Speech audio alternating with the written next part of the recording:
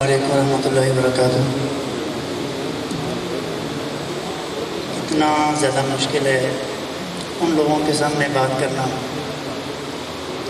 جن کے ساتھ صبح و شام گزرے زندگی کا ایک لمبا حصہ اور اساتذہ کرام، ان کے سامنے گفتگو کرنا بہت ہی مشکل ہے، لیکن میں جو بات کرنا چاہتا ہوں وہ پھر بھی انشاءاللہ کہوں گا۔ اللہ سے دعا ہے اس بات کے اوپر مجھے بھی اور آپ سب کو پورا اترنے والا بنائے۔ میری جو گفتگو ہے اس کا موضوع یہ ہے، اچھے اور خاندانی لوگ جن کو اچھے اساتذہ ملے، تربیت کرنے والے والدین ملے، اور اس سے بڑھ کر ایک مومن مسلمان کا یہ فریضہ ہے، یہ اخلاقی فرض ہے کہ زندگی کے کسی حصے میں کسی نے اگر احسان کیا ہو اس کی نیکی کو یاد رکھا جائے اور اس کا احسان مند رہا جائے۔ اللہ وسعت طاقت دیں اس احسان کا بدلہ چکایا جائے، نہیں استطاعت دعا کی جائے، نہیں کر سکتے اپنی اولاد کو وصیت کریں کہ یہ لوگ میرے محسنین تھے۔ اپنے بیٹوں کو، اپنی بیٹیوں کو ہم بتائیں، اگر ہم ان احسانات کا بدلہ نہیں چکا سکتے، اولاد کو وصیت کریں کہ ہمارے جانے کے بعد ہم تو نہیں کر سکے، لیکن ہمارے جانے کے بعد ہمارے محسنین کے ساتھ ان لوگوں نے حسن سلوک کرنا۔ اس حوالے سے چند واقعات میں آپ صلی اللہ علیہ وآلہ وسلم کی زندگی کے پیش کرنا چاہوں گا۔ نبی اکرم صلی اللہ علیہ وآلہ وسلم دنیا میں واحد ایسے دعوے دار ہیں کہ جنہوں نے برسر عام ہزاروں صحابہ کی موجودگی میں منبر پہ کھڑے ہو کے یہ دعویٰ فرمایا تھا کہ ما لأحد علینا ید وقد کافأنا۔ آج تک ہمارے اوپر جتنے بھی کسی نے احسان کیے تھے، ہمارے اوپر کسی کا کوئی احسان نہیں ہے، ہم نے ہر ایک کے احسان کا بدلہ چکا دیا ہے، سوائے ابوبکر رضی اللہ تعالیٰ عنہ کے، کہ انہوں نے اپنی صحبت سے اور اپنے مال سے میرے اوپر جتنے احسانات کیے ہیں میں ان کے احسانات کا بدلہ نہیں چکا سکا۔ قیامت کے دن اللہ رب العزت ان کے احسانات کا بدلہ چکائے گا۔ اتنا بڑا دعویٰ۔ پھر آپ صلی اللہ علیہ وسلم نے اپنی زندگی کا ہر موڑ، جس طرح ہماری زندگی میں مشکلات آتی ہیں اس سے کہیں زیادہ آپ صلی اللہ علیہ وآلہ وسلم کی زندگی میں مشکلات آئیں، اور بہت سے لوگوں نے آپ صلی اللہ علیہ وآلہ وسلم کے ساتھ حسن سلوک کیا، اس مصیبت میں کام آئے۔ وہ کام آنے والے اگرچہ کافر تھے، پھر بھی آپ صلی اللہ علیہ وآلہ وسلم نے ان کی نیکی کو یاد رکھا۔ میری گفتگو کے شاید الفاظ اتنے وزنی نہیں ہیں، لیکن میں آپ سے درخواست کرتا ہوں کہ آپ میری بات کو ذرا توجہ سے سنیں۔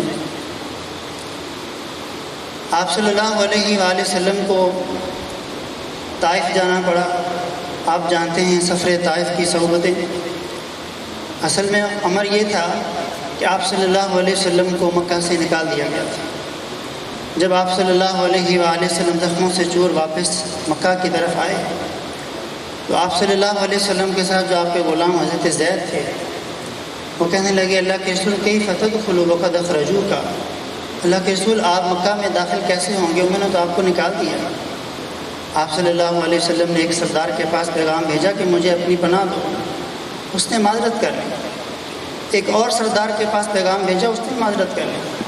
عرب کے ہاں یہ دستور تھا کہ عام بندے کی پناہ بھی بہت معنی رکھتی تھی، لیکن آپ صلی اللہ علیہ وآلہ وسلم جیسی شخصیت کو کوئی پناہ دینے کے لیے تیار نہیں تھا۔ مطعم بن عدی کو پیغام بھیجا اور اس نے اسلحہ پہنا، اپنے بیٹوں کو بلایا اور گھوڑوں پہ سوار کیا، سب نے اسلحہ پہنا، اور جہاں آپ صلی اللہ علیہ وسلم آ کے رکے ہوئے تھے آپ صلی اللہ علیہ وسلم کو لے کر بیت اللہ میں گیا اور جا کے اعلان کیا کہ میں نے محمد صلی اللہ علیہ وسلم کو پناہ دی ہے اور میری اس پناہ کو کوئی توڑ نہیں سکتا۔ اپنے بیٹوں کو بیت اللہ کے سین میں کھڑا کیا اور حضور سے عرض کیا کہ حضور آپ طواف کریں۔ آپ نے طواف کیا، آپ نے نماز پڑھی اور گھر تک چھوڑ کر آئے، اور پھر اس دن آپ کے گھر پہ پہرا دیا۔ یہ وہ نیکی تھی جو حضور صلی اللہ علیہ وآلہ وسلم کو نہیں بھولی۔ جب بدر کے دن اللہ رب العزت نے اسلام کو فتح نصیب فرمائی اور کفار کے بڑے بڑے شہزادے اور سردار مسلمانوں کے قیدی بنے، اس وقت آپ صلی اللہ علیہ وسلم نے اس بندے کو یاد کیا جو کافر تھا، کفر کی حالت میں اس نے حسن سلوک کیا، فوت ہو گیا کفر کی حالت میں، لیکن آپ صلی اللہ علیہ وسلم نے ارشاد فرمایا لو کان المطعم بن عدی حیا ثم کلمنی فی هؤلاء نتنا لضربتهم له۔ آج اگر مطعم بن عدی زندہ ہوتا اور مجھے کہتا ان لوگوں کو چھوڑ دو، میں اس کے کہنے پہ سب کو چھوڑ دیتا۔ وہ ایک بندہ۔ اسی طرح ایک اور بندہ ابو البختری، شیب ابی طالب کے اندر جو صحبتیں مسلمانوں نے برداشت کی تھی، وہ معاہدہ چاک کرنے والا اور راتوں رات خفیہ طریقے سے مسلمانوں کی مدد کرنے والا، کافر تھا، کفر کی حالت میں فوت ہوا۔ بدر کے میدان میں آپ صلی اللہ علیہ وسلم نے فرمایا تمہاری تلوار کے سامنے ابو البختری آئے، اس کو کچھ نہیں کہنا، اس کی نیکی کو حضور نے یاد رکھا۔ حضرت عائشہ رضی اللہ، عمر بھائی بٹ صاحبان پلیز 2 منٹ۔ آپ صلی اللہ علیہ وآلہ وسلم کے سامنے حضرت عائشہ رضی اللہ تعالی عنہا نے عرض کیا اللہ کے رسول، آپ ایک بوڑھی خاتون جو عرصہ ہوا فوت ہو گئی، حضرت خدیجہ رضی اللہ تعالی عنہا، آپ ان کا ذکر کرتے رہتے ہیں۔ آپ صلی اللہ علیہ وسلم نے ارشاد فرمایا ان کے احسانات کتنے ہیں میرے اوپر؟ آپ نے فرمایا کہ آمنت بی اذ کفر الناس وصدقتنی اذ کذب الناس وواستنی بمالها حین حرم الناس۔ وہ عورت ہے کہ جب لوگوں نے میرا کفر کیا میرے اوپر ایمان لائے، جب لوگوں نے میری تکذیب کی انہوں نے میری تصدیق کی، جب لوگوں نے مجھے محروم کیا انہوں نے میرے اوپر اپنا مال نچھاور کیا۔ ان کے جانے کے بعد آپ صلی اللہ علیہ وسلم ساری زندگی ان کی حسنات کو یاد کرتے رہے۔ حضرت ابوبکر رضی اللہ تعالیٰ عنہ کے احسانات کا مطلب کا تذکرہ آپ نے فرمایا ما نفعنی مال واحد قط ما نفعنی مال ابو بکر رضی اللہ تعالیٰ عنہ، کسی کے مال نے اتنا نفع مجھے نہیں پہنچایا جتنا ابو بکر رضی اللہ تعالیٰ عنہ کے مال نے مجھے نفع پہنچایا۔ ان من امن الناس علی فی صحبتہ و مالہ ابو بکر رضی اللہ تعالیٰ عنہ، سب سے بڑھ کر تمام لوگوں میں سے سب سے بڑھ کر جس نے میرے اوپر احسان کیے ہیں ابو بکر رضی اللہ تعالیٰ عنہ ہیں۔ مسجد نبوی کے سین کے اندر صحابہ کرام نے چھوٹے چھوٹے اپنے دروازے کھولے ہوئے تھے، آپ صلی اللہ علیہ وسلم نے ارشاد فرمایا مسجد نبوی میں کھلنے والا ہر دروازہ بند کر دیا جائے الا خوخۃ ابی بکر رضی اللہ تعالیٰ عنہ، سوائے ابو بکر رضی اللہ تعالیٰ عنہ کے دروازے کے، کیونکہ ان کے میرے پر بہت زیادہ احسانات ہیں۔ ہم جو یہاں بیٹھے ہیں ہمارے پیچھے یہ پہلی سیڑھی وہ یہ ادارہ ہے، یہ جامعہ ہے اور یہ ہمارے استاد ہیں اور ان کے ہمارے اوپر احسانات ہیں، یہ ہمارے محسنین ہیں، اور اگر ہم نے ان کے احسانات کو یاد نہ رکھا سب سے بڑی احسان شکنی ہوگی، احسان فراموشی ہوگی۔ آپ صلی اللہ علیہ وآلہ وسلم کا حکم ہے من صنع الیکم معروفا فلیکافئہ، جو تمہارے ساتھ کوئی نیکی کرتا ہے اس نیکی کا بدلہ چکاؤ، اور اگر بدلہ نہیں چکا سکتے اتنی دعائیں کرو یہاں تک کہ تمہیں یقین ہو جائے کہ میں نے اپنی دعاؤں کے ذریعے ان لوگوں کے احسان کا بدلہ چکا دیا۔ ہمارا یہ دینی فریضہ ہے، ہمارا یہ اخلاقی فریضہ ہے، ہمارے خاندانی ہونے کی ایک نشانی ہے۔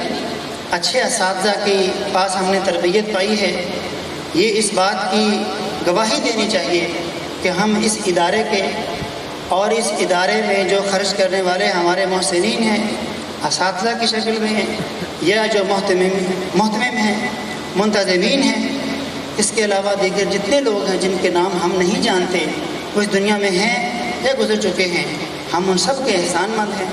ہمیں احسان مند رہنا چاہیے اور وقت آنے پہ استطاعت ملنے پہ اپنے مال کے ذریعے اس ادارے کے ساتھ تعاون کرنا چاہیے۔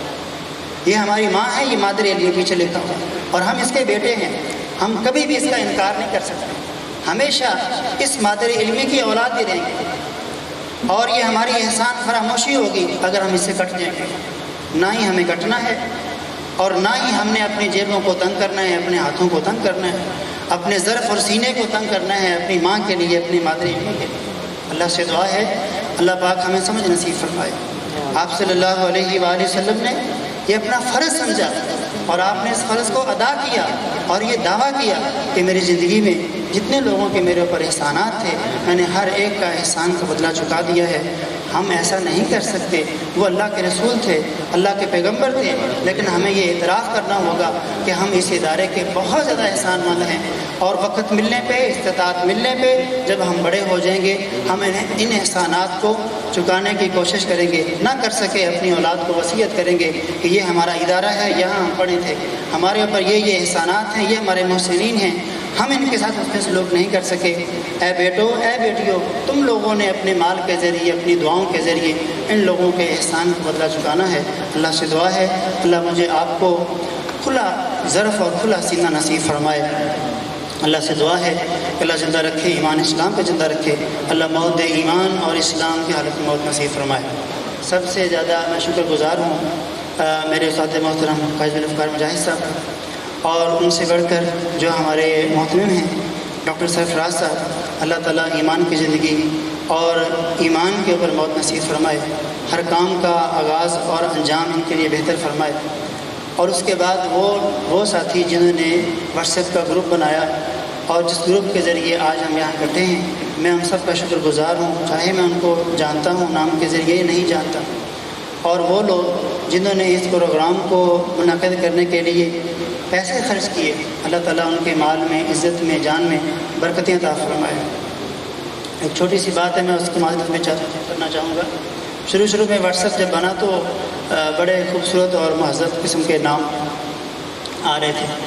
تو اس دور میں تو اتنا مہذب نام نہیں لیا جاتا تھا، ہم بچے تھے، تو جب تک اس نام کے سابقے لاحقے پتہ نہیں چلتے تھے تو کنفرم نہیں ہوتا تھا کہ یہ بندہ کون ہے. تو میں پرسنل میں جا کے جو ایڈمنس ہیں ان سے میں پوچھتا کہ یہ نام ہے، اس نام کے آگے کیا لگتا تھا اور پیچھے کیا لگتا تھا. وہ مجھے بتاتے، پھر مجھے پہچان ہو جاتی کہ یہ وہ صاحب ہیں. معذرت چاہتا ہوں اس بات کی. اللہ سے دعا ہے آپ خوش رہیں، سلامت رہیں، ہمیشہ شاد اور آباد رہیں. جزاکم اللہ.